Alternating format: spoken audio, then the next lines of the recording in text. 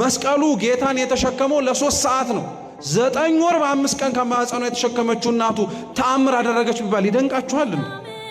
እኔ በጣም አንድ ነገር ልንገራችሁ ክርስቲያኖች፣ በእመቤታችን ዙሪያ ተአምር ተደረገ ብላችሁ አትደነቁ። እሷ ራሷ ተአምር እኮ ናት።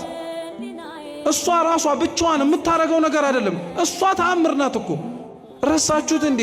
ትንቢተ ኢሳይያስ ምዕራፍ 7 ቁጥር 14 ላይ እኮ ድንግል በድንግልና ጸንሳ በድንግልና ትወልዳለች፣ ስሙንም አማኑኤል ትለዋለች። ትርጓሜውም እግዚአብሔር ከኛ ጋር ሆነ ብቻ እኮ አይልም። እነሆ እግዚአብሔር የዘመኑ ፍጻሜ በደረሰ ጊዜ ምልክት ይሰጣችኋል ነው። እስኪ ምልክት ይሰጣችኋል በሉ። ምልክት ማለት በግዕዝ እኮ ተአምር እኮ ነው። የዘመኑ ፍጻሜ በደረሰ ጊዜ ላይ ያየናት ተአምር እሷ እኮ ናት። ሌላ ነገር አትፈልጉ ክርስቲያኖች፣ እውነቴን እንምላችሁ። እሷ ራሷ ተአምር ናት። እሷ ልታደርገው ስለምትችለው ነገር ታስባላችሁ? እሷ ራሷ መኖሯ ተአምር ነው። መራመዷ እዚህ መሬት ላይ ድንቅ ነው። መወለዷ ለዚህች ዓለም በጣም የማይመጥን ነገር እኮ ነው። እንደው እግዚአብሔር ለኛ ድህነት አስቦ ካልሆነ በቀር